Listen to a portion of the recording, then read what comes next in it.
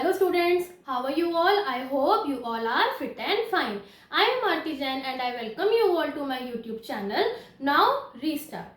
Students, हमने class 10th के science का chapter 2 acids bases and salts शुरू किया हुआ है, जिसकी प्रीवियस वीडियो में हम लोगों ने एसिड्स और बेसिस के बीच का difference, various types of indicators, acids कितने टाइप्स के होते हैं, natural acids and mineral acids, इन सब के बारे में पढ़ा था।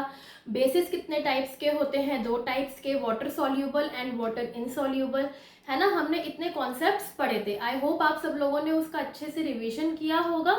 ठीक है, तो आज हम लोग जो पढ़ेंगे वो उसी चैप्टर को कंटिन्यू करके पढ़ेंगे, chemical properties of acids and basis. ठीक है, आई होप आप सब लोगों को पिछला कॉन्सेप्ट अच्छे से समझ आया होगा, क्योंकि उसी के बेस पे ही हमारा ये चैप्टर आगे कंटिन्यू होता है। ठीक है, तो चलिए जल्दी से रीस्टार्ट करते हैं अपनी एसिड्स बेसिस एंड सॉल्ट्स की जर्नी को chemical properties of acids and basis के साथ। ठीक है, तो बच्चों हमारी जो पहली प्रॉपर्टी है एसिड की, वो है, फर्स्ट प्रॉपर्टी जो है वो है रिएक्शन विद मेटल्स। ठीक है, रिएक्शन विद मेटल्स। ठीक है, सबसे पहले हम लोग एसिड्स की केमिकल प्रॉपर्टीज के बारे में पढ़ेंगे। ठीक है, रिएक्शंस विद मेटल्स। ठीक है, इसके अंदर ये आपको डायग्राम दिख रहा है, ये आपके एनसीईआरटी के बुक में भी गिवन है। ठीक है, ये मैंने क्यों बनाया है, ताकि आपको अच्छे से समझ में आ जाए कि आखिरकार रिएक्शन इसके अंदर कौन सा होता है, किस तरीके से गैस इवॉल्व होती है। ठीक है, तो ये डायग्राम आपको एग्जाम में बनाने के लिए भी आएगा। ठीक है, तो आप इसको अच्छे से समझिए। तो इसके अंदर मैंने लिया है एक टेस्ट ट्यूब। ठीक है, उसके अंदर मैं कोई भी एक एसिड ले लेती हूँ। ठीक है, फॉर एग्जाम्पल मैंने H2SO4 एसिड लिया। ठीक है, कौन सा एसिड लिया, H2SO4 एसिड लिया। क्योंकि हम एक ये जनरल रिएक्शन पढ़ रहे हैं एसिड्स की, तो कोई भी आप एसिड ले सकते हैं इसके अंदर। ठीक है, अभी मैंने इसके अंदर H2SO4 एसिड लिया, और कौन सा मेटल मैं इसके अंदर डाल रही हूँ, मैं इसके अंदर डाल रही हूँ जिंक। क्या डाल रही हूँ मैं, जिंक डाल रही हूँ। ठीक है, जिंक के मैंने ग्रैन्युअल्स, ग्रैन्युअल्स का मतलब दाने, है ना, जिंक के दाने जो होते हैं वो मैंने डाले, जिंक ग्रैन्युअल्स हमने इसके अंदर डाला। किसके अंदर, सल्फ्यूरिक एसिड के अंदर। आप लोग रिएक्शन के साथ साथ नाम भी लिखते जाएंगे तो आपकी प्रैक्टिस बनी रहेगी। ठीक है, तो इससे रिएक्ट होने के बाद हमारे पास क्या बनता है, ZnSO4 यानी कि जिंक सल्फेट, जिंक सल्फेट बनता है, and we get an hydrogen gas. ठीक है, hydrogen gas will get evolve. ठीक है, ये हमारे पास हाइड्रोजन गैस आ गई। ठीक है, तो इसका मतलब ये हुआ, जब भी कोई एसिड एक मेटल के साथ रिएक्ट करती है, ठीक है, एसिड जब भी एक मेटल के साथ रिएक्ट करता है तो हमें क्या मिलता है, कोई ना कोई सॉल्ट मिलता है, प्लस हाइड्रोजन गैस इवॉल्व होती है। ठीक है, अगर मैं कोई और एसिड लूं, ठीक है, अगर मैं कोई और एसिड लूं, फॉर एग्जांपल मैंने लिया हाइड्रोक्लोरिक एसिड और उसमें मैंने मेटल डाल दिया सोडियम। ठीक है, तो ये क्या बन जाएगा हमारे पास, सोडियम क्लोराइड वाला हमारे पास सॉल्ट बन जाएगा, प्लस हाइड्रोजन गैस निकलेगी। ठीक है, तो हाइड्रोजन गैस निकलती है, इसकी कंफर्मेशन हम लोग कैसे कर सकते हैं, कैसे करें, देखिए जैसे इस सेटअप में आप देख रहे हैं, ये एक स्टैंड है, इसमें मैंने टेस्ट ट्यूब लिया है, जिसमें मैंने सल्फ्यूरिक एसिड डाला और जिंक ग्रैन्युअल्स डाले, हाइड्रोजन गैस के बबल्स आपको दिख रहे हैं ये ब्लू कलर के। ठीक है, और फिर ये एक डिलीवरी ट्यूब है, यहाँ पे मैंने एक बीकर लिया है जिसमें मैंने सोप सॉल्यूशन लिया हुआ है। ठीक है, क्यों लिया है मैंने सोप सॉल्यूशन, ताकि जो हाइड्रोजन गैस के बबल्स हैं वो थोड़े से बड़े बड़े हमें दिखाई दें। ठीक है, जब ये गैस यहाँ से यहाँ ट्रैवल करेगी बीकर के अंदर, तो ये जो सोप के बबल्स हैं वो क्या हो जाएंगे, बड़े बड़े हो जाएंगे, और इन सोप बबल के अंदर क्या फील्ड है, हाइड्रोजन गैस फील्ड है। ठीक है, अब इसका क्या टेस्ट है, मैं एक बर्निंग कैंडल लाऊंगी, इस बबल के पास मैं लेकर आऊंगी, तो उससे क्या होगा, ये जो कैंडल है वो यहाँ आएगी। ठीक है, ये जो कैंडल है वो यहाँ आएगी, और उससे क्या होगा, पॉप साउंड निकलेगी। कौन सी साउंड निकलेगी, पॉप साउंड। अगर पॉप साउंड आती है तो इसका मतलब हाइड्रोजन गैस हमारी कंफर्म हो गई कि इस रिएक्शन में हाइड्रोजन गैस निकलती है। क्या इतनी बात क्लियर हो गई, है ना। Reaction of acids with metals clear हो गया अच्छे से। ठीक है, जब भी एसिड किसी भी मेटल के साथ रिएक्ट करेगा तो क्या बनाएगा, सॉल्ट प्लस हाइड्रोजन गैस बनाएगा। ठीक है, ये हो गई हमारी पहली केमिकल प्रॉपर्टी एसिड की मेटल्स के साथ। अब हम आते हैं सेकंड। ठीक है, उसका भी मैंने डायग्राम ऑलरेडी बनाया हुआ है, रिएक्शन ऑफ एसिड्स, अभी हम एसिड्स की ही बात कर रहे हैं, reaction of acids with metal carbonates, with metal carbonates, ठीक है। मेटल कार्बोनेट्स के साथ अगर मैं इसकी रिएक्शन करवाऊं, ठीक है, मैंने यहाँ पे अब कौन सा एसिड लिया हुआ है बच्चों, मैंने लिया हुआ है हाइड्रोक्लोरिक एसिड, ठीक है। और मैंने कोई भी एक मेटल का कार्बोनेट, फॉर एग्जांपल मैंने सोडियम कार्बोनेट लिया हुआ है, ठीक है, ये है मेरा हाइड्रोक्लोरिक एसिड, ठीक है, और ये है मेरा सोडियम कार्बोनेट, ठीक है। अब इसके साथ रिएक्ट करने के बाद हमारे पास क्या निकलेगा, एक तो NaCl निकल गया, एक कार्बन डाइऑक्साइड निकल गया और एक वाटर। यानी कि जब भी कोई एसिड को हम मेटल कार्बोनेट के साथ रिएक्ट करवाते हैं, मेटल कार्बोनेट के साथ रिएक्ट करवाते हैं तो सॉल्ट बनता है, ये हमारा सॉल्ट है, ठीक है। और हमारे पास क्या निकलती है, कार्बन डाइऑक्साइड गैस और वाटर निकलती है, ठीक है।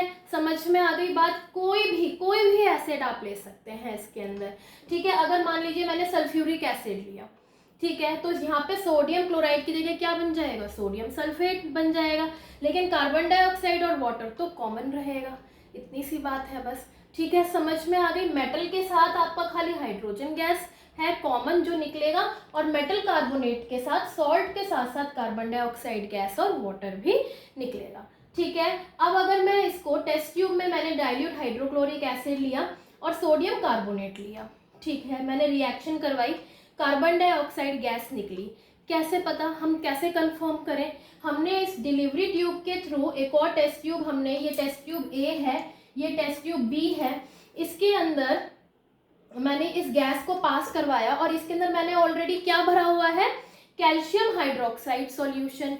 क्या होता है मैम ये कैल्शियम हाइड्रोक्साइड सॉल्यूशन, ये होता है आपका बच्चों लाइम वाटर, ये क्या होता है आपका लाइम वाटर। क्यों लिया मैंने लाइम वाटर, क्योंकि जैसे हाइड्रोजन गैस का टेस्ट था कि बर्निंग कैंडल लाने के बाद पॉप साउंड आएगी, वैसे ही कार्बन डाइऑक्साइड गैस का टेस्ट है कि जब हम उसे लाइम वाटर के थ्रू पास करवाएंगे तो वो क्या बन जाएगा आपका मिल्की, क्या बन जाएगा आपका मिल्की बन जाएगा। मिल्की मतलब वाइट कलर का प्रेसिपिटेट आ जाता है जो कि घुलता नहीं है, जिसकी वजह से आपका लाइम वाटर मिल्की हो जाता है। समझ में आ गई बात। यानी कि लाइम वाटर अगर मिल्की हो रहा है तो इसका मतलब ये कंफर्म हो गया कि आपकी रिएक्शन में कार्बन डाइऑक्साइड गैस निकली है ना, क्योंकि कार्बोनेट के साथ रिएक्ट कर रहे हैं तो कार्बन डाइऑक्साइड गैस तो निकलेगी ही, और उसकी कंफर्मेशन हमने यहाँ पे करवा ली, ठीक है। तो ये जो रिएक्शन हुआ है टेस्ट ट्यूब बी में, ठीक है, इसको भी हम लोग लिख कर देखेंगे, ठीक है। क्या मैं ये रब कर दूं, है ना, रिएक्शन विद मेटल्स में रब कर दूं, ओके, ठीक है। अब यहाँ पे ये मिल्कीनेस वाला जो हमारा रिएक्शन है वो भी मोस्ट इम्पॉर्टेंट है, ज्यादा करके ये आ ही जाता है एग्जाम में। यहाँ पे एसिड ने रिएक्ट करा, सॉल्ट बना लिया, वो ठीक है, कार्बन डाइऑक्साइड गैस निकल गई, ठीक है। अब इन टेस्ट ट्यूब बी में हम क्या कर रहे हैं, हम कंफर्म कर रहे हैं कि कार्बन डाइऑक्साइड गैस ही निकली है या कोई और गैस है। तो मैंने लाइम वाटर ले रखा है ऑलरेडी, ठीक है, लाइम वाटर मैंने ले रखा है और उसके अंदर मैंने कार्बन डाइऑक्साइड गैस पास करवाई, तो क्या बन जाएगा, कैल्शियम कार्बोनेट बन जाएगा, ठीक है, और वाटर इवॉल्व हो जाएगा, ठीक है, निकल जाएगा। तो ये बन गया हमारा कैल्शियम कार्बोनेट। और जो ये कैल्शियम कार्बोनेट होता है इसका कौन सा प्रेसिपिटेट आता है बच्चों, व्हाइट प्रेसिपिटेट आता है जो पानी में नहीं घुलता है, ठीक है, जिसकी वजह से हमारा लाइम वाटर मिल्की दिखाई देता है, ठीक है। ये तो हुई इतनी बात कि कार्बन डाइऑक्साइड की कंफर्मेशन हो गई। अब एक चीज और है, अगर हमने excess of carbon dioxide pass करवाई, है ना, if excess of carbon dioxide is passed, जरूरत से ज्यादा हमने पास करवा दी, तो क्या होगा, पहले तो ये बन गया कैल्शियम कार्बोनेट प्लस वाटर, ठीक है। अब इसके अंदर हम और भी कार्बन डाइऑक्साइड गैस पास करवा रहे हैं, अभी भी चल ही रही है, ठीक है। तो इससे क्या होगा, कैल्शियम हाइड्रोजन कार्बोनेट बन जाएगा, जो कि पानी में आसानी से घुल जाता है, सॉल्यूबल इन वाटर, ठीक है, सॉल्यूबल इन वाटर, जिसकी वजह से मिल्कीनेस डिसअपियर हो सकती है, ठीक है, हो ही जाती है, मिल्कीनेस डिसअपियर्स, मिल्कीनेस डिसअपियर्स। तो अगर एग्जाम में आता है कि what happens when excess of carbon dioxide gas is passed through the lime water, तो आपको ये दोनों ही रिएक्शंस लिखने हैं पहली बार। फिर आपको लिखना है कि when excess of carbon dioxide is passed then it forms the calcium hydrogen carbonate which is soluble in water and hence milkiness disappears. I hope आपको ये वाली रिएक्शन भी अच्छे से क्लियर हो गई होगी, ये वाली केमिकल प्रॉपर्टी भी, है ना, इजी सी है, कोई ऐसी बात नहीं है। मेटल के साथ रिएक्ट करके हाइड्रोजन गैस निकलेगा और कार्बोनेट के साथ रिएक्ट करके आपके पास क्या निकलेगी, कार्बन डाइऑक्साइड गैस निकलेगी, जिसको लाइम वाटर से पास थ्रू करवाया, पहले व्हाइट प्रेसिपिटेट आया तो मिल्कीनेस आ गई, उसके बाद हाइड्रोजन कार्बोनेट आएगा तो मिल्कीनेस डिसअपियर हो गई। सिंपल सी बात है, ठीक है। तो चलिए चलते हैं अपने थर्ड रिएक्शन पे, जो कि है हमारा reaction with hydrogen with metal hydrogen carbonate, ठीक है, reaction with metal hydrogen carbonate. Third reaction, reaction of acids with metal hydrogen carbonate, ठीक है, ये भी सेम है, बहुत सिंपल है। मान लीजिए मैंने एसिड लिया HCl, उसमें मैंने मेटल हाइड्रोजन कार्बोनेट ले लिया, सोडियम हाइड्रोजन कार्बोनेट, ठीक है। अब इसके साथ भी सेम ही चीजें बनेंगी, ठीक है, सेम चीजें बनेंगी। क्या क्या, सॉल्ट बनेगा NaCl जो कि हमारा सॉल्ट है, carbon dioxide and water, same है, ठीक है, सेम है, बिल्कुल बिल्कुल सेम रिएक्शन है। और इसमें भी कार्बन डाइऑक्साइड गैस की आप प्रेजेंस को कंफर्म कर सकते हैं लाइम वाटर के थ्रू पास करवा के। सिंपल थी ये वाली। अब हमारा अगली रिएक्शन आता है ना, reaction of acids with basis, है ना, एसिड्स और बेसिस आपस में रिएक्ट कर जाते हैं। अच्छा चलो देखते हैं क्या होता है, ठीक है। मान लीजिए मैंने एक एसिड लिया हाइड्रोक्लोरिक एसिड और एक बेस ले लिया सोडियम हाइड्रोक्साइड, ठीक है, बेस में हाइड्रोक्साइड होते हैं ना, हाइड्रोक्साइड आयंस, तो HCl प्लस NaOH, तो हमारे पास क्या निकलेगा, ये है हाइड्रोक्लोरिक एसिड, ठीक है, और ये है सोडियम हाइड्रोक्साइड, ठीक है। तो इसके अंदर अब क्या होगा, ये है बेस, ये है आपका एसिड, मैंने लिखा ही हुआ है, तो क्या निकलेगा, NaCl प्लस वाटर, यानी कि सॉल्ट प्लस वाटर निकलेगा। तो जनरल रिएक्शन क्या हुई कि एसिड प्लस बेस मिलकर आपका सॉल्ट बना लेते हैं और वाटर बना लेते हैं, और इस रिएक्शन को हम लोग कहते हैं न्यूट्रलाइजेशन रिएक्शन। क्या कहते हैं बच्चों, न्यूट्रलाइजेशन रिएक्शन, क्योंकि जब कभी एसिड होता है और वो बेस के साथ मिक्स होता है तो वो न्यूट्रलाइज करके क्या बना लेता है, सॉल्ट बना लेता है ना। जैसे मैंने आपको कल एसिडिटी का भी एग्जांपल दिया, तो हम कोई ना कोई बेस लेते हैं ताकि वो न्यूट्रलाइज कर दे एसिड के इफेक्ट को, ठीक है। तो इस रिएक्शन को हम लोग कहते हैं न्यूट्रलाइजेशन रिएक्शन। अगर एग्जाम में डेफिनेशन आती है तो आप लोग आई होप खुद लिख कर आ सकते हैं कि when acids reacts with bases it forms a salt and water, ठीक है, thereby neutralising the effect of each other, this reaction is called as neutralisation reaction. I hope इतना भी अब आपको क्लियर हो गया होगा। अब हम आते हैं इसकी फोर्थ प्रॉपर्टी पे, जिसके अंदर आता है आपका reaction of acid with metal oxide, reaction of acids with metal oxides, ठीक है, यानी किसी भी मेटल का ऑक्साइड, ठीक है। मान लीजिए मैंने लिया हाइड्रोक्लोरिक एसिड, ठीक है, और उसके अंदर मैंने ले लिया जिंक ऑक्साइड, ठीक है, जिंक ऑक्साइड ले लिया, तो ये क्या बन जाएगा मेरा ZnCl2 प्लस H2O, ठीक है, क्या बन जाएगा, सॉल्ट प्लस वाटर, क्या बन जाएगा, सॉल्ट प्लस वाटर, ठीक है, एसिड प्लस मेटल ऑक्साइड। हो रहा है कि नहीं हो रहा, अगर एसिड में मैं मेटल ऑक्साइड बना रही हूँ तो सॉल्ट प्लस वाटर, यही तो बेस के साथ भी हुआ था। अगर मेटल ऑक्साइड की जगह मैं बेस लिख दूं तो भी क्या यही बन रहा है, यही बन रहा है। एक और एग्जाम्पल लेके हम कंफर्म कर लेते हैं। फॉर एग्जाम्पल HCl में मैं कॉपर ऑक्साइड डाल देती हूँ तो कॉपर क्लोराइड प्लस वाटर बनता है, ठीक है, कॉपर क्लोराइड प्लस वाटर बनता है, अगेन सॉल्ट बन गया, है ना, सॉल्ट प्लस वाटर। तो इसका मतलब ये हुआ कि मेटल ऑक्साइड, ये जो मेटल ऑक्साइड बना है ये एज अ बेस बेस के साथ थोड़ा बहुत इसका तालमेल है, तो क्या मैं इसको बेसिक ऑक्साइड भी कह सकती हूँ?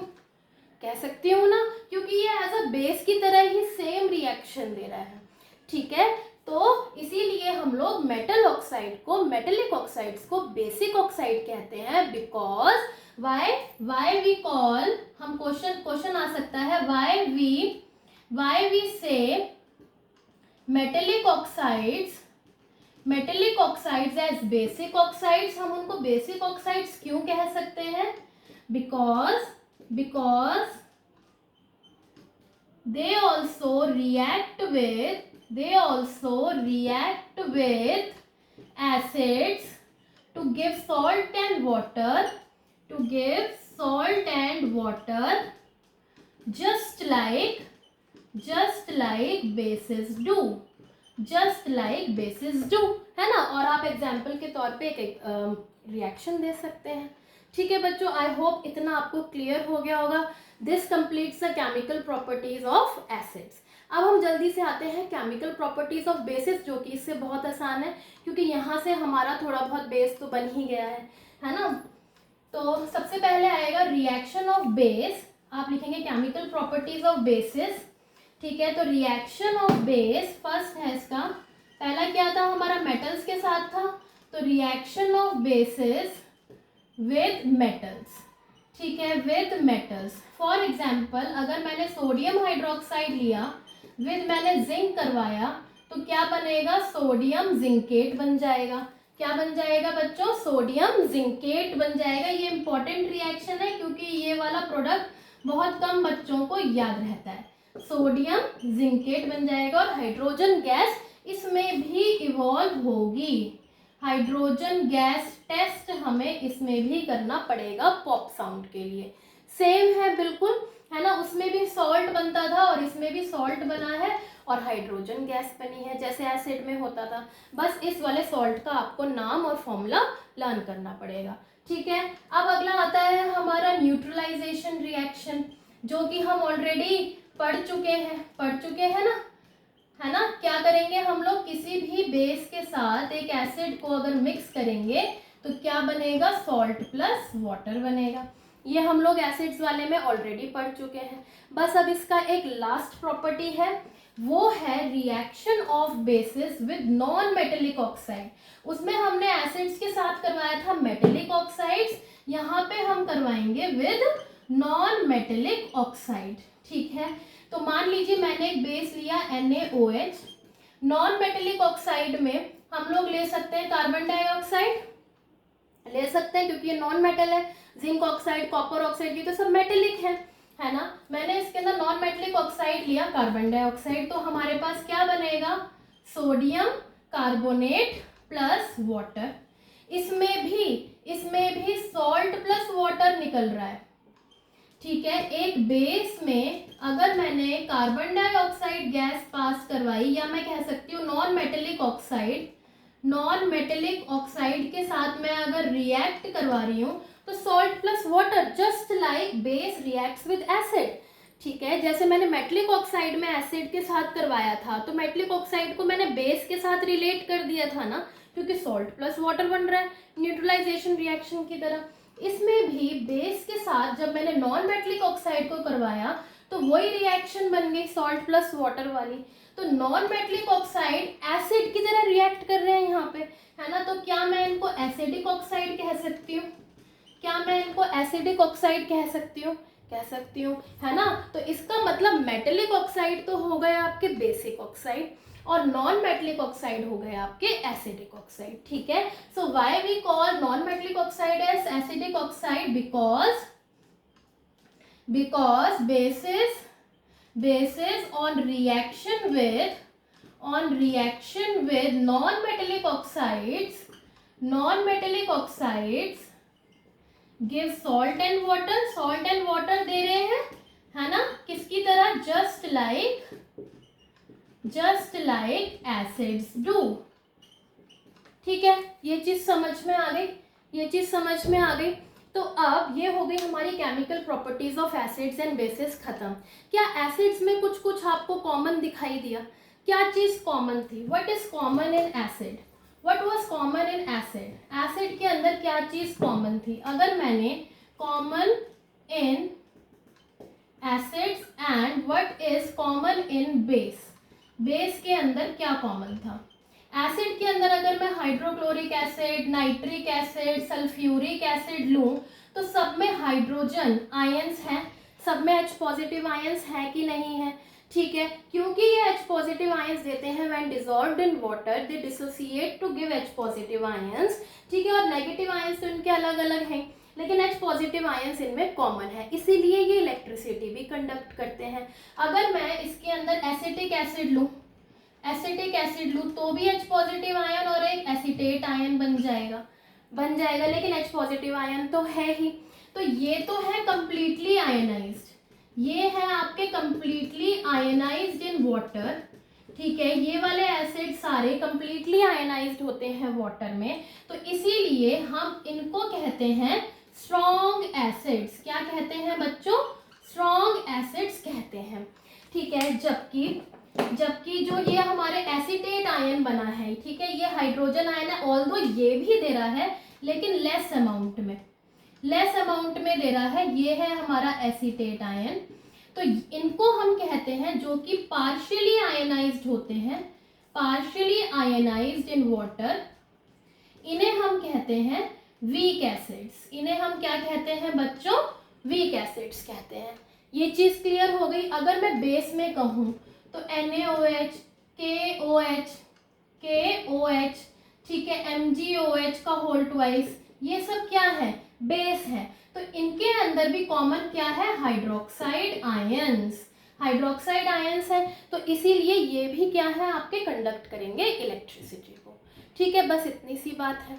आई होप इतना आप सब लोगों को अच्छे से क्लियर भी हो गया होगा, है ना? कोई चीज रही तो नहीं। इसीलिए जब एक इम्पॉर्टेंट चीज है कि जब हम एसिड के अंदर या पानी के अंदर एसिड या बेस डालते हैं तो वो क्या करता है? बहुत एक्सोथर्मिक रिएक्शन है, बहुत ज़्यादा अमाउंट की हीट निकलती है। ठीक है, तो हमें पानी को नहीं डालना एसिड बेस में। ठीक है, हमें क्या करना है? एसिड एंड बेसिस को ड्रॉप बाय ड्रॉप पानी के अंदर डालना है। ठीक है, इसको आप ऐसे समझ सकते हैं कि अगर मेरे पास एक बीकर में एसिड है और या फिर बेस है, अगर मैं उसके अंदर पानी डालती हूँ तो ये गलत है। क्यों है? ये आपका एक क्या कह सकते हैं हम लोग? डेंजर है। ठीक है, ये आपका एक क्या है? डेंजर है। क्यों? क्योंकि ये हमारी क्या होती है? हाईली एक्सोथर्मिक रिएक्शन है, जिसकी वजह से it can cause severe Burns हो सकते हैं, है ना? स्प्लैश हो सकता है। ठीक है, एसिड का स्प्लैश, एसिड ऑन फेस, ठीक है, फेस पे आ सकता है। तो ये चीज बिल्कुल गलत है। तो हमें क्या करना चाहिए बच्चों? बताओ, हमें क्या करना चाहिए? बीकर में लेना चाहिए पानी और उसके अंदर हमें डालना चाहिए एसिड या फिर बेस, ड्रॉप बाय ड्रॉप। ये तरीका बिल्कुल ठीक है। समझ में आई? तब ये क्या होगा? धीरे धीरे थोड़ा थोड़ा करके गर्म होगा, एकदम से स्प्लैश नहीं होगा। ठीक है, ये एक बहुत इंपॉर्टेंट क्वेश्चन भी बनता है आपके एग्जाम में कि why we should not add acids and bases, we should not add water to acids and bases, instead we should add the acids and bases to the water. ठीक है, क्योंकि इसमें आपके सिवियर बर्न्स हो सकते हैं, तो इसीलिए ये वाला मेथड बिल्कुल ठीक है। आई होप आज का सेशन आपको काफ़ी हेल्पफुल रहेगा, है ना? आपको सब चीज़ क्रिस्टल क्लियर हो गई होंगी, सारी केमिकल प्रॉपर्टीज़, एसिड्स की, बेसिस की, न्यूट्रलाइजेशन रिएक्शन, हाइड्रोजन गैस का टेस्ट, कार्बन डाइऑक्साइड गैस का टेस्ट, एंड दिस जो हमने अभी पढ़ा स्ट्रॉन्ग एसिड, वीक एसिड्स, उसकी dissociation, what is common in acids and basis. I hope ये सारे टॉपिक्स अब आपको इजी लगने शुरू हो गए होंगे, है ना? फिर भी अगर कोई डाउट है तो please do let me know in my comment section. ठीक है, मिलते हैं आपसे अगले सेशन में, जिसके अंदर हम strength of acids and basis के बारे में इसी चैप्टर को कंटिन्यू करेंगे। ठीक है, आप लोग इस चैप्टर की अच्छे से रिविजन करके आइएगा। ठीक है, तो तब तक के लिए खुश रहिए, स्वस्थ रहिए, मस्त रहिए और पढ़ते रहिए। Bye bye students.